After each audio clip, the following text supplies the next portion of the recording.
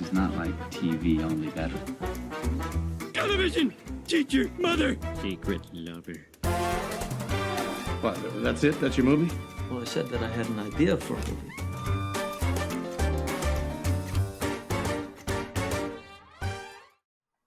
Hey there, folks. This is the Screen Watching Podcast. My name, it's been Dan Barrett and continues to be. I believe, unless there's been some sort of change by default, Simon Foster remains my co-host's name. Confirm? Yes? Yeah, let's go with that. Although I've got an interesting story to tell you about that. When I'm adopted, and I think I've told you that before, listeners, I'm an adopted child. And... Wait, no, you've never mentioned this. Oh, yeah. I was adopted from birth. It was all sort of prearranged back in 1967. Okay, so you didn't spend a lot of time in the orphanage or anything like that? No, there was no sort of Dickensian life before I became a middle-class white boy. And my name was Stephen Paul. No, Paul Warner. Wait a second. Okay, sorry. Look, I know it's not necessarily a name that you've lived with for your entire life, but I kind of feel that in the same way I know that my dog, when we adopted him, his name was Homer before we changed his name to Ruxin. Okay, I feel that you should know. You should just have that on board. Yeah, well, I should mention that I had to sort of source all my baby records, my medical records when my first daughter was due, because we wanted to see if we inherited any sort of, as you do when you're having children. And I had to sort of dig into my past. You never finished that thought. Sorry, inherited gene issues or wealth and capital? No, there's no wealth involved. Trust me, she's not getting any of that. So you had to do a medical history thing. And that's when I started to look into my birth parent past. And I got the adoption papers that indicated that my mother was Frances Warner and that my birth name was Paul Warner, but oddly enough with two L's. I was a Paul Warner, and then I became Simon Foster within a matter of hours. So it was all very, it was all sort of prearranged. But yeah, so can't even remember how we got onto this. But that's right, about whether it's Simon's still my name. But it is, yes. Yeah. But you can call me Paul if you want to, with two L's. Okay, well, Paul with two L's. You're not really a Paul, let alone a Paul with two L's. I don't feel like a Paul. Yeah. It could be a Jake Paul. As we record this, he's about to fight with Mike Tyson. That'll be a fun day. Hey, as we record this, literally just found out that Conan O'Brien has been announced as the host of the Academy Awards next year, the Oscar ceremony. You know what? I saw that a few hours ago because I've been up for a while at this point, Simon. Yep. So I got up at 4:30 because I thought we were recording the podcast then. And then apparently, 8:30 in the morning. So I'm like, okay, cool. But Conan O'Brien hosting it, I looked at that and thought, you know what? That makes sense. He has nothing else to do. Well, the host has been so far removed from the film industry in recent times. The days of Billy Crystal and Robin Williams are long past, but I guess it'll be fun. He's got nothing to lose, really, at this point. Nothing to prove. Yeah. Well, this is the thing. Conan O'Brien, if you look at the totality of his career, and you can regularly think about the totality of his career, because he won't shut up about hosting a late night show as part of his podcast, which he hasn't hosted now for quite a number of years. It's interesting. You think about the framing of the recent sort of US election, and they'll talk about, the current sort of crop of voters, people who are voting for the first time were 8 years old when, Trump was nominated when he won the first time. And they talk about, just politically, this is all they've known. I think about Conan O'Brien and how relevant he's been. It's been quite a while since he had any sort of particular relevance. That TBS late night show, it was certainly on TV, but I don't know how much it was really doing to keep the Conan O'Brien brand sort of that active. Happening, yeah, exactly right. And it's been so long since Conan was really actually sort of relevant, and the podcast is certainly doing good numbers and whatnot. But I think that the podcast keeps him relevant. But him talking about his late night adventures, and he only talks about himself in that podcast, and occasionally lets his guests talk about themselves. Yeah. Okay, but it just kind of feels as though he's very much a man of 2014. And there hasn't been much since then. Yeah, I'm keen to see how it all plays out. I like him as a host, but whether he's got the relevance to bring the Oscars back to any kind of prominence, then we'll wait and see. But how have you been, Dan Barrett? Well, no, sorry, I'm just going to go back to that thing of I can't stop talking about Conan O'Brien. I know. I'm obsessed. In that I used to You're the really, Conan really... O'Brien of Conan O'Brien talkers. Yeah, so much. Although I'm really just talking about Conan O'Brien. If it was Conan O'Brien as framed through Conan O'Brien, I would have started with a sentence with, well, when I was watching Conan O'Brien, and then talk about everything about Conan O'Brien through my own framework. But this is the thing. Ever since he launched that podcast, I just find it unlistenable. I just can't deal with him anymore. It's painful. So Anyway. our plan to keep this podcast, our podcast, under 30 minutes is kind of blowing out a little bit, but that was me talking about my natural history and you talking about Conan O'Brien. Yeah. I'm sorry you thought that Conan O'Brien wasn't interesting. I mean, I listened to your whole, I got adopted, and here's my secret origin story, but whatever. Yeah. Look, well, I'm here's keen to what we're see doing how in much makes that into the final edit, but let's see how we go. It could be good. Could be entertaining for the people out there. A bit of personal history. Oh, no, I'll cut all of that out, but I'll keep the Conan O'Brien stuff in. Look, on the podcast this week, we've got one of the biggest movies of 2024. Struggling to remember what year it was just then. It's called Gladiator II. You may remember Gladiator 1. It was a pretty big deal back in the time. And so, in the ye olde days, I'm going to tell a personal story about Gladiator when we get to it, but we're going to talk about personal Gladiator. podcasting here. This is good. I like this. Very much so. It's not too personal. It's just kind of, Gladiator holds a very special part of my life. Say Nothing is a TV series that's on Disney Plus here in Australia. It's on Hulu, FX in the US. It's about the Troubles in Northern Ireland back in the day. And then we're going to talk about a couple of other things that we've been watching around the place. But before we do that, we can only really kickstart this podcast by, look, Simon, if you're listening to this podcast and you can feel the grass between your fingers, it means that you're already in heaven. Did you hear that crowd? The greatest temple Rome ever built. The Colosseum. Hold together, and when it charges, break for the wall. You will be my instrument. Who are you? Pull! Lucius, you may have lost everything, but you still have a chance to make things right. General Acacius, there are victories yet still to come. Hey, Simon, before we start on Gladiators, can I talk about Gladiator? Yeah, let's hear your personal story about Gladiator. First of all, just top level idea. Gladiator when it came out in 2000. Yes or no? Fan? Not a fan? Fan-ish. Never quite got the buzz. Certainly got the buzz about Russell's performance. He was terrific in it, and it still remains, alongside The Insider, his best film. But never a big Gladiator guy. I don't think I saw it at the movies. I think because I was right in sort of daddy mode then with a new offspring, I kind of missed it at the movies. But I've seen it a couple of times on the physical media.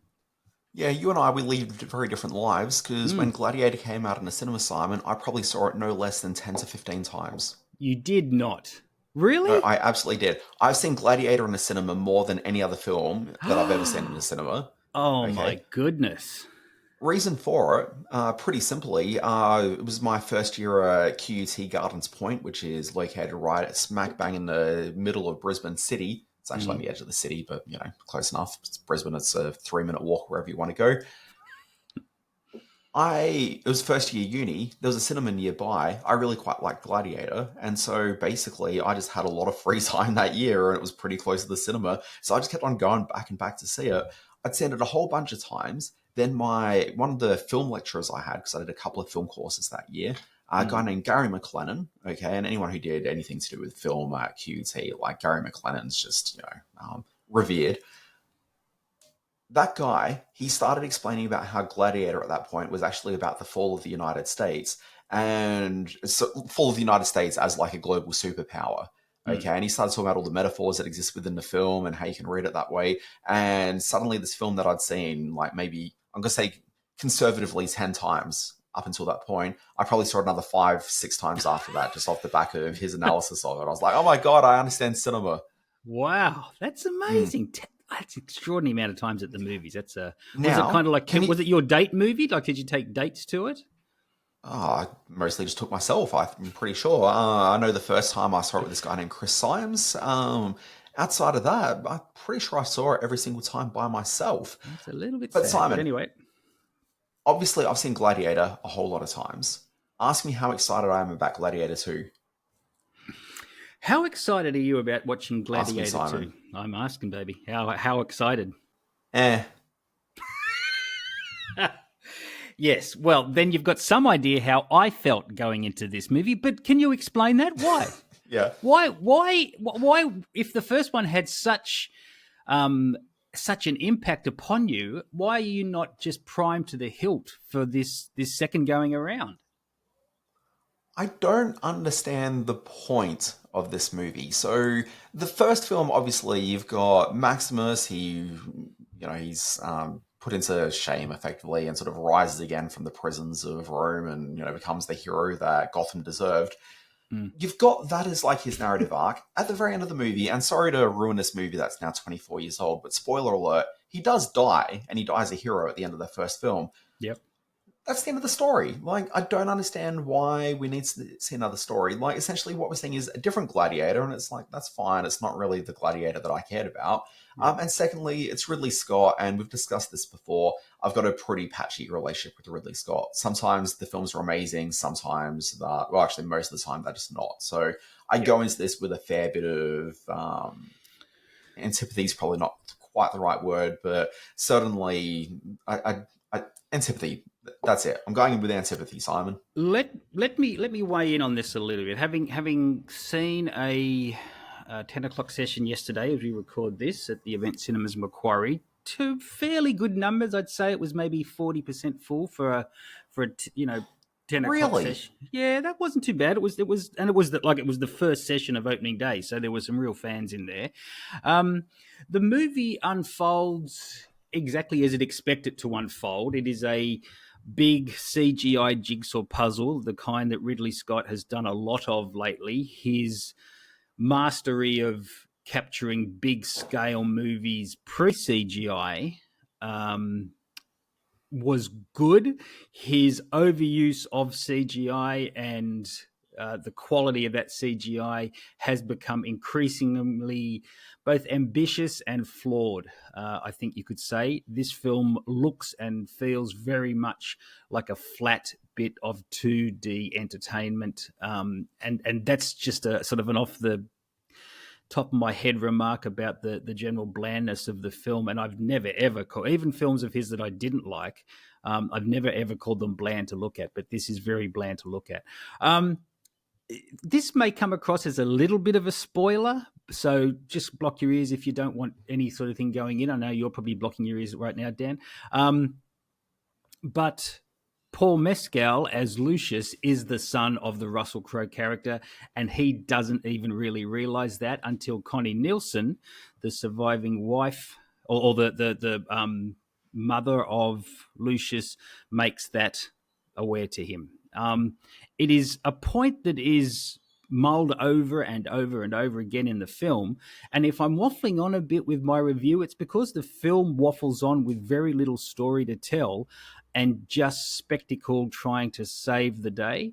Paul Mescal as Lucius is, he's there and he yields a sword and he sweats and he yells a lot, but there's none of the intensity. There's none of the meaningful characterization that Russell Crowe brought to Maximus back in the day.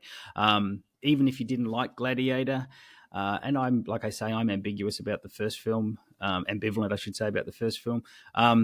You'll acknowledge that it was one of Russell Crowe's great performances. It's not one of Paul Mescal's great performances in this one. Who really steals the show is, of course, Denzel Washington, who really turns it on as someone who claims to be mentoring Lucius, but who is in fact maneuvering behind the scenes to make a name for himself in Rome. There's another sort of tilt at the very fey, very feminine emperors. In this one, it's played by Joseph Quinn. It was Joaquin Phoenix in the first film. This is a very stock standard character for Ridley Scott movies, and I'm kind of a bit uncomfortable with the way he portrays this feminine man archetype in his movies as the villain. And the point you make about it being a metaphor for American politics, I was certainly conscious of that in this film too. This is about a man who is trying to unite both sides for the betterment of a greater empire. And I guess that's a fanciful notion given the events of the last few weeks around the world as we record this. But it's certainly the message that's if there's any message in this that's trying to come across.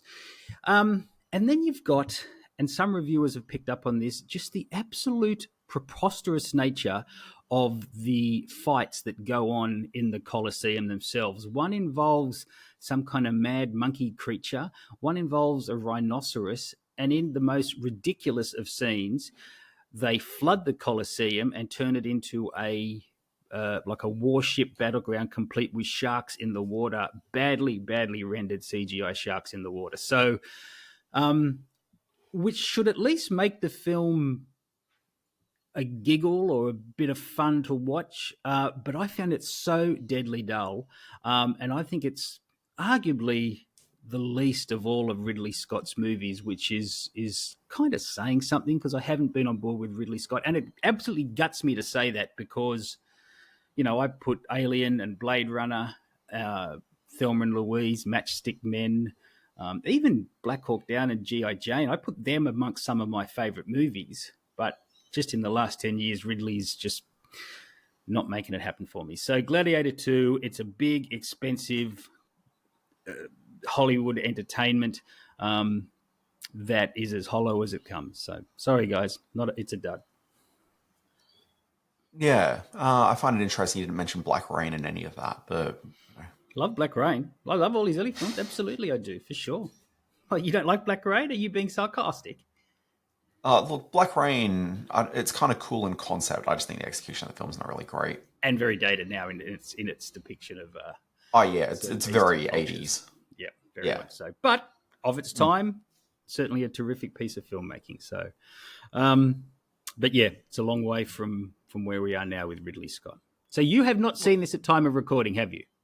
No, I'm off to see it later this evening. I'm doing it as a Saturday night feature.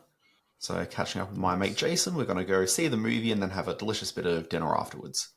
And discuss the film. All right, well, I look forward to your views as they happen maybe on next week's podcast, because given your history with The Gladiator, I'm keen to see where this falls for you. Yeah, as I said, I'm sure it'll be fine. Let's not expect too much. Hey, can we move on? I want to talk about the new Disney Plus series that's called Say Nothing. My mother and father were both proud members of the Irish Republican Army. Have I told you girls how to make explosives? It was quite a happy childhood. We were Catholic. It was a segregated society. Everything went to the Protestants. We thought joining the IRA was the noblest thing a person could do. I'm gonna be late for school. You're not going to school. I had that mean the whole time. Soldiers didn't even think to look. You might be missing your chance to win this war. We wanted to be doing what the boys were doing. What were the boys doing? Fundraising. We are liberating funds for the Irish Republican Army. Mother Superior. So look, it's really interesting we're talking about Say Nothing, in that if we're following straight off the back of Gladiator, which, as we've discussed, there was a big metaphor in that first film about the fall of the United States as a superpower. What we're looking at here is Say Nothing is a series. I'm going to straight read the log line on it, and we'll talk about why. I haven't sort of provided my own in just a second. The series follows the lives of people growing up in Belfast in the 1970s, 80s, and 90s during the Troubles, as well as their involvement in the Provisional Irish Republican Army and inquiries into the disappeared and particularly the murder of Jean McConville. Now, I've only seen the first 2 episodes. It's a 9-episode limited series. So a lot of this is stuff that I haven't actually sort of seen yet, but I've certainly seen the first 2 episodes, which are about a pair of sisters, Dolores Price, not Dolores. Okay, so Jerry Seinfeld, you'd be off base. It's Dolores, okay, and Marion Price. So they're 2 sisters, and as it picks up with them in the very... Marion Gipple. Yeah. Anyway, can't believe we went there. Look, so it's these 2 sisters. It's about 1970, 71, I think, as the series opens, and it's about them finding their way into the IRA. Now, they're part of a family that have a long-running streak of rebelliousness. Is probably not really quite the right word. It sort of undersells what the family's been doing. It's certainly a family that is it's been sticking it to the man for quite a number of years. As the series opens, well, one of the moments when the series opens, you see the father telling the daughters about the time that he was beaten and didn't say anything to the guys that were beating him. Okay, and instead it's just about how he focused on that one point in the wall as, they went to town on him. Okay, and that's the kind of household they were sort of raised in. They were raised in a household that was there to not be okay with Northern Ireland being occupied by the Brits. Sure. Of course, this is also a Catholic family, and so at the earliest sort of phase of the series, it's sort of just slightly sort of rise of the IRA, and it's kind of really sort of looking at sort of the Protestants sort of beating down on the Catholics and keeping them there. Okay, so that's kind of the opening of the series. As we see through the first episode, and you know how I feel about biography series, and this commits a couple of cardinal sins, but through the first episode, it plays it too much like a biofilm, but condensed into a 46-minute production. Okay, so a lot of it is told through flashback with Dolores, like recounting back how she sort of got radicalized. Now, watching this is kind of where I thought the series does a disservice to itself. And it does a disservice to the viewer and the current situation that it's sort of being broadcast in. Wow. I think there's going to be a lot of viewers that come to this there's a lot of potential viewers who may look at this and think, troubles in Northern Ireland, like we've kind of seen it all before, and when we watch this, you kind of have sort of seen it all before. But they'll think, well, how's this necessarily relevant to the current moment? There's a lot of other things that I'm probably more interested in at the time. But obviously, if you think a little bit deeper than that, you're going to say, well, there's actually quite a lot of parallels to what's happening in the world right now, particularly for young people who have suddenly gotten very politically engaged over what's happening around Gaza. So you obviously, and probably don't need to spell out what the sort of comparisons are there. But with the first episode being very much about Dolores and Marion, her sister, being radicalized, I think it provides like really great grounding to think about all these young people now who are being radicalized as they find out about, I guess, the troubles that are existing in a number of other countries. So you think about that, and there's probably no more relevant a TV show than that. But then you take that one step further, which is that we've just had this US election where there's certainly, you've got the Democrats who are feeling, pretty just morally and spiritually beaten down by the fact that, I don't think humbled is necessarily even a word. Like, it's more profound than that, because suddenly it's an entire country revealing that the Democrats were not necessarily on the right path in terms of how they were framing the progression in the world. So it's kind of set them back quite a fair bit in terms of that sort of sense of ennui that a lot are experiencing right now. So you think about this, and this is very much about people sort of being radicalized as they really are fighting against a government that doesn't have their interests at heart. Look, we don't know what's going to happen in the US over the next couple of years, but this series could prove to be incredibly relevant as the next couple of years unfold. So that's also kind of weighing in my mind as I'm watching it. And I'm just watching this first episode, which is about the steps that it took for Dolores to live in a household which has already been, radical friendly. And certainly the father and mother have been radicalized sort of earlier in their life. But for her to actually sort of see, what it means for her to take the position she's in at the beginning, which is, because it's, early 70s, so it's all about peaceful marching and whatnot, and realizing, wait, no, you actually need to pick up arms. And she becomes one of the sort of, dominant figures within the IRA as the next couple of decades sort of unravel. But to watch this first, I'll finish my thought and then open it up. Just to watch this first episode, which goes through those typical sort of bio tropes where she's narrating and she's like, oh, and my aunt was, blinded by whatever activity. And then they move on to like the next sort of anecdote. And it's basically covers like a whole bunch of really major moments in their lives, all truncated into this 45-minute period. After that, episodes relax a lot more and you get to actually really focus in on moments. But it just kind of feels as though I wish that this wasn't just a 9-episode series. And instead, that very first episode, which squeezes so much in, should be a season upon itself. I'd like to see a full season with this woman really learning what it means to become radicalized and to step away from the idea of peaceful march and to think, hey, look, no, what I was actually, my entire belief system was wrong. It is about pure violence that we need to start enacting here. And to me, that's a really interesting element that is just tossed aside by this otherwise fairly good series. Simon. Can I put put a discussion point forward. Have we become so invested in the melodrama of American politics over the last, let's say, close to a decade, excuse me, that we are more easily recognizing the parallels to modern politics in shows like this than we would otherwise? Like with Gladiator II, which I don't think has a brain in its head, but which you can't help but looking at certain bits of it and going, okay, that clearly speaks to the current situation. The same with Say Nothing, that we're able to look at this and criticize it and discuss it through the prism of what we're learning about American politics on a daily basis and the heightened state of dramatics that is coming out of that country. Are we now at a point where we're so infused with that coverage and understanding of American politics that it's dripping into shows that maybe we would not have otherwise looked at in that way years ago? Look, I mean, there's probably two things. One, if this was a series that was completely of Ireland, okay, like it came from an Irish network, and so we were just watching it imported, I don't think I would have drawn that American comparison anywhere near as readily. But the fact that I watched this on Disney Plus, it was a series that was produced for Disney and FX, but, you know, again, American company.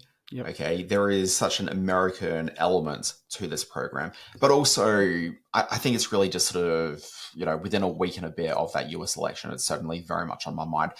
If you'd looked at this, you know, 3 weeks earlier, I don't think I would have really drawn a comparison at all to the US, but I definitely would have still drawn that comparison to Gaza, which is obviously not in the United States. So it's just always interesting because it's come up in our other podcast. When we were talking about The Stepfather in Best Movie Year, I was able to sort of draw comparisons to the current state of conservative politics, and there are other elements. In terms of that, though, it was an American production, so I think that it obviously draws that comparison. If you were drawing a comparison from like an Australian Stepfather movie, then you're probably not going to draw that comparison at all. That'd be kind of strange. Yeah, maybe. I think it's difficult for you and I because we review so much American stuff through this podcast, not to necessarily draw upon that. But it would be, I guess, maybe doing the sort of textual readings of this a disservice if we didn't talk about the US because it is so firmly embedded in the content we're talking about.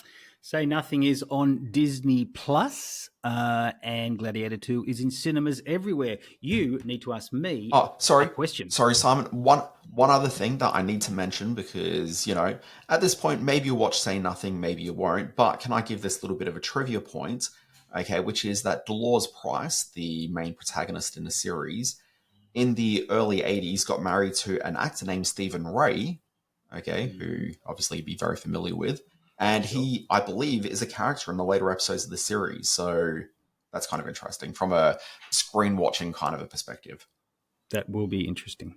That question, Dan? Sorry, Simon. What else have you been watching? Oh, I'm glad you asked. Also in cinemas this week. Have you been watching? In cinemas this week, in a fairly small release, which is a bit surprising given the stars, but not too surprising given the content of the film, is a little movie called Memory. It stars Jessica Chastain and Peter Sarsgaard, who won the Best Actor Award at the Venice Film Festival for this film. Jessica Chastain is a social worker leading a very simple life. She's a single mother with a teenage daughter. We learn very early on that she's very, very wary of the other gender, of men in general. As it unfolds, we learn that she is a victim of sexual abuse as a child, both at the hands of her father and at the hands of a boyfriend when she was only 12 years old. She meets Peter Sarsgaard when he follows her home from a high school reunion. She's clearly terrified by this person who's walking into the night with her, but he doesn't make contact. He literally sleeps on the footpath, and we learn very quickly that he's suffering from early onset memory loss and dementia. She thinks he has a history with her sort of dark sexual abuse past.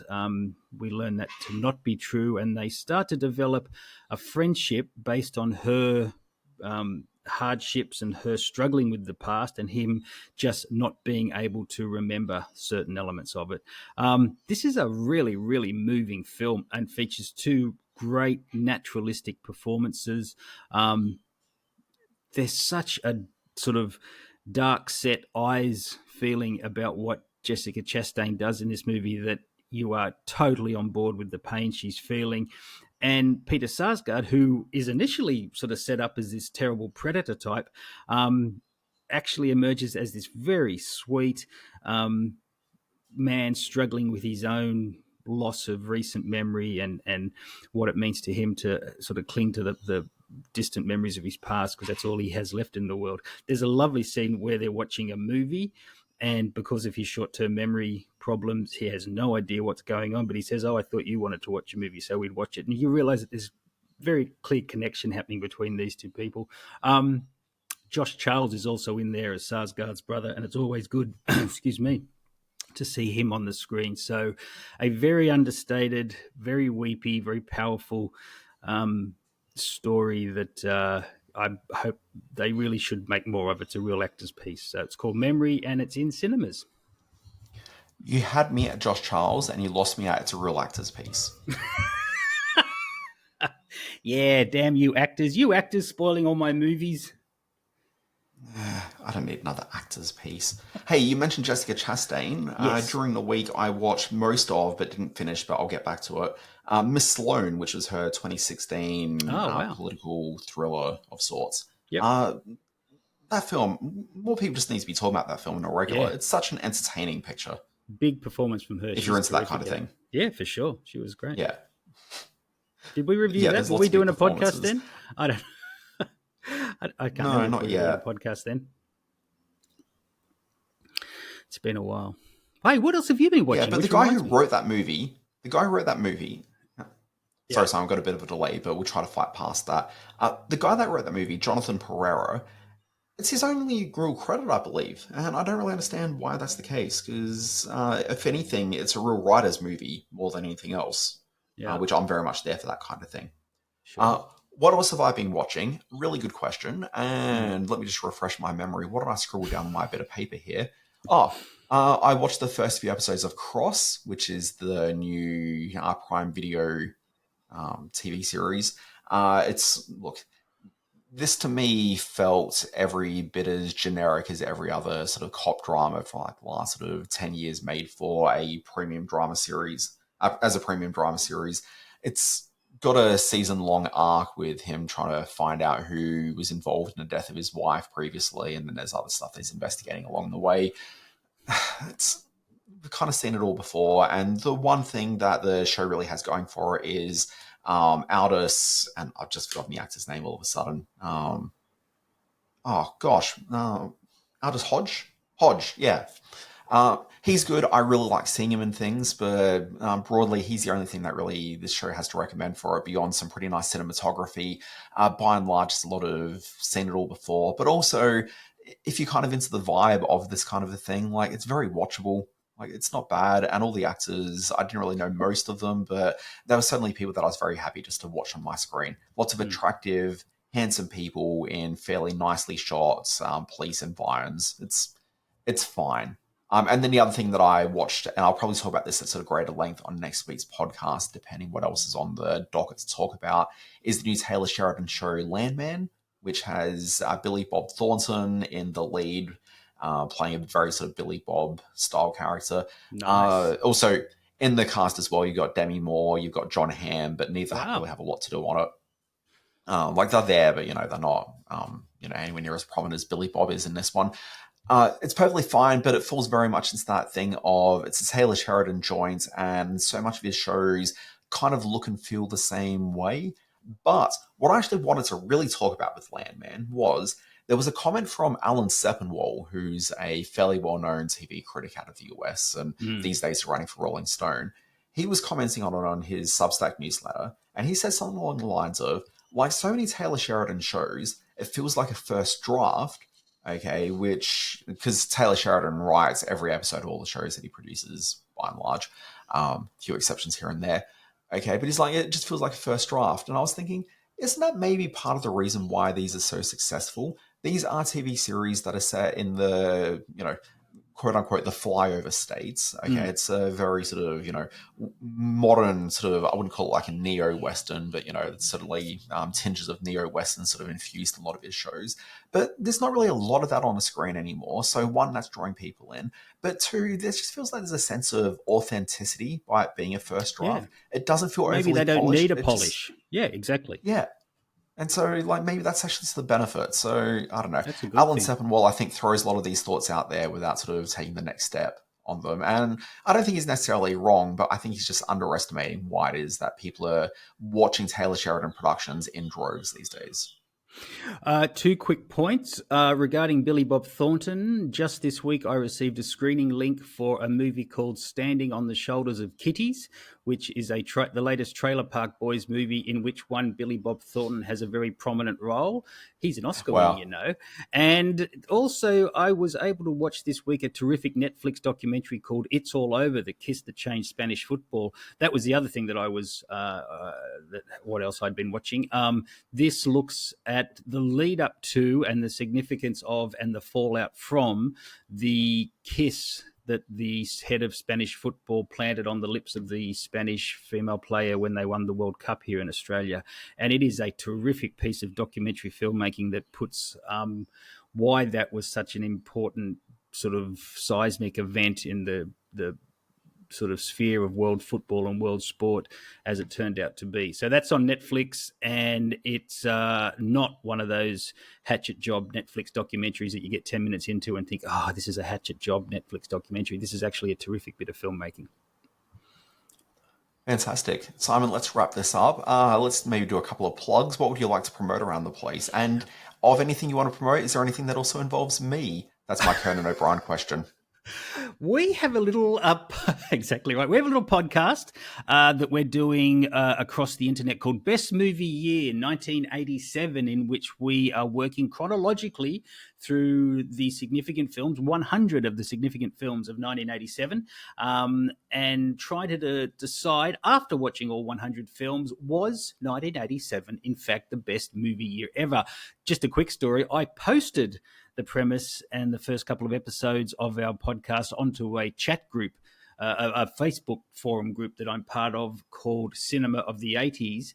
And the kickback on that was huge. There was a lot of votes for 1982. There was a lot of votes for 1984. Examples were cited, some support for 1987. So hopefully we'll get a bit of a flow-on effect from those crazies over there. But it's on podcasts everywhere, yes.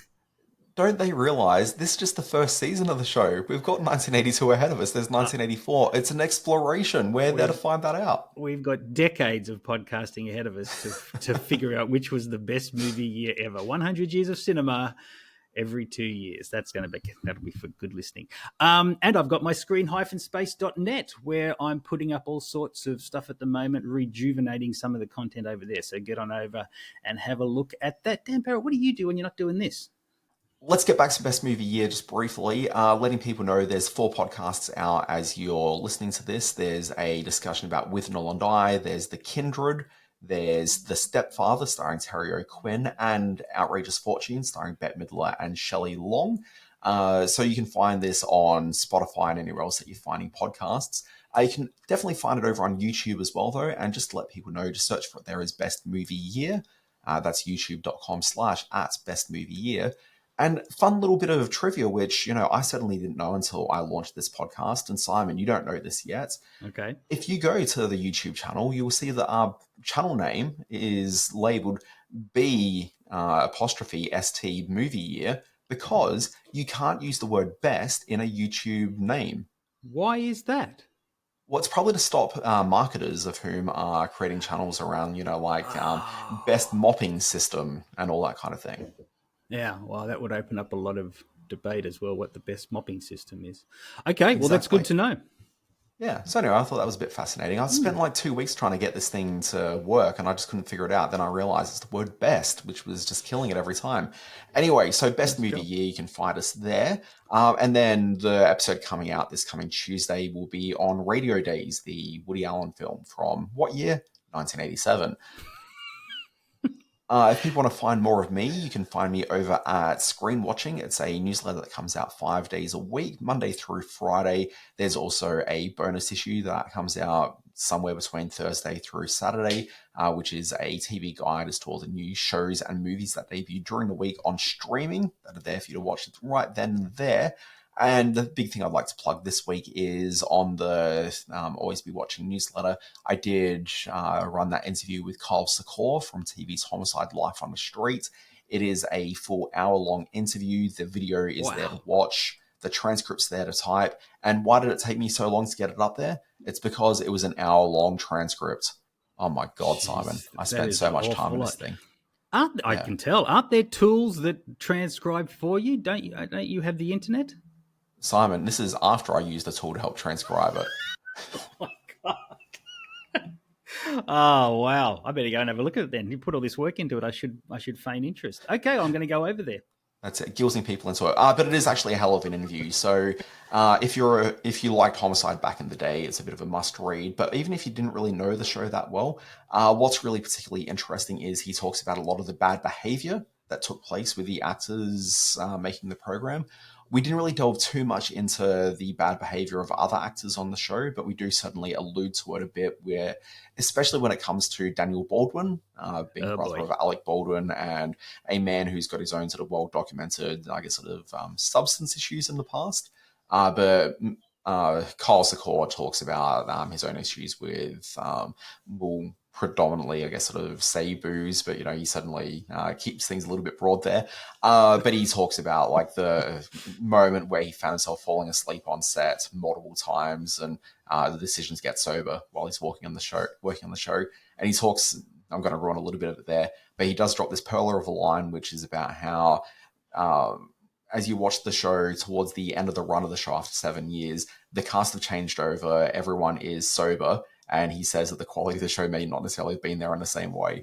So I found that very funny. But no, he's very charming and funny, and certainly watch the video as well as read the transcript. It's good stuff. All right, Dan Barrett, let's wrap up this baby. Thank you. You've been listening to Screen Watching. Thank you for Keith and to David, two of our listeners who emailed us on screenwatchingpodcast@gmail.com. I've got back to you and answered your questions in full. It was nice having a chat with you. Drop us an email there. See us on our Facebook and our YouTube pages as well. You know where they are by now, and you know how to find them if you don't. Thank you, Dan.